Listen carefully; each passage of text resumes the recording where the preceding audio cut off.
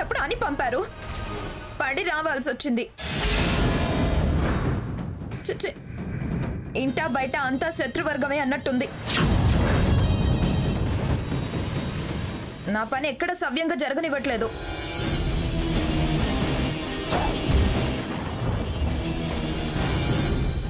ప్రశాంతంగా బ్రతకనివ్వద్దని కంకణం కట్టుకున్నట్టున్నారు. ఎక్కడో జారిపడి ఇక్కడే జాడింపులు విదిలింపులు ఏమిటో. ఏమైంది స్వర్ణ? తమరంతా కోరుకునేదే అయ్యింది. నా అవతారం చూసి ఆనందించండి. ఈ తడి బట్టలు చూసి సంతోషించండి. ఈ బురద బట్టలు చూసి నవ్వుకోండి. మేము నవ్వుకుంటాంలే గాని వీళ్ళ బట్టలు మార్చుకో. జలుబు చేస్తే పిల్లాడు ఇబ్బంది పడతాడు. అంటే నాకేం జరిగినా మీకు పర్వాలేదన్నమాట. అయ్యో అని ఏం జరిగిందని విచారం ప్రకటించటం ఏం లేదన్నమాట. ప్రేమమూర్తులం ప్రేమాభిమానాలు మేం చూపించినట్టు ఎవ్వరూ చూపించరు అంటారే. ఇదేనా మీరు చూపించే ప్రేమ?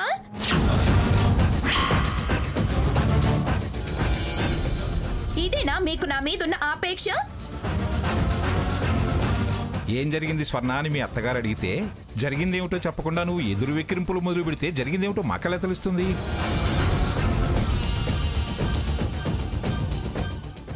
ఏమీ తెలియకుండా విచారణ దేనికని వెలిబుచ్చుతాం? అవును, ఎందుకలా తడిసావు? ఆ బురదేమిటి?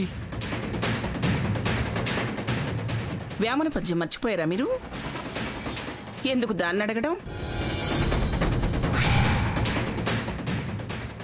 ఏదో దేన్నో మెచ్చుతుంది గాని పన్నీరు మెచ్చుతుందా అని.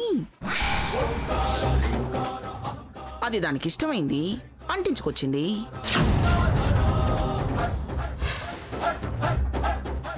అడగడం ఎందుకు, అనిపించుకోవడం ఎందుకు? చూడండి, ఇది నేను అంటించుకురాలేదు.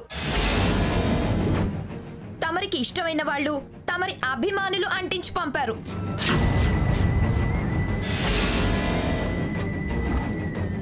అక్కడ నా గురించి తప్పుగా అనుంటావు, బురద పూసి పంపించుంటారు.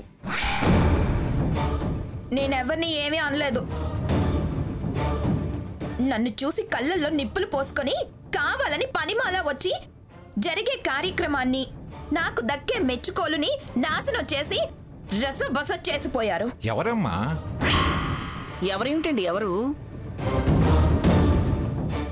అది చెప్పేది సీత వాళ్ళ గురించే. నువ్వెక్కడో స్లమ్ ఏరియా అన్నావు, వాళ్ళు అక్కడికి ఎందుకు వచ్చారు? వేరే పనే ఉంది.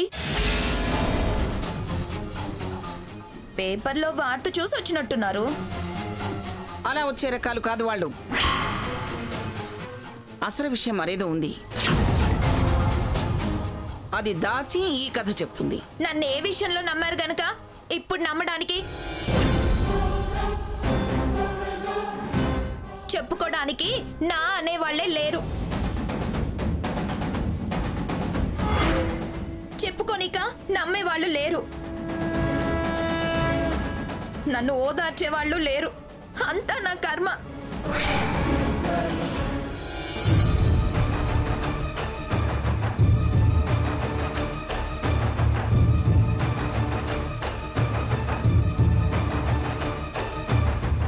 వాళ్ళు అక్కడికి ఎందుకు వెళతారు?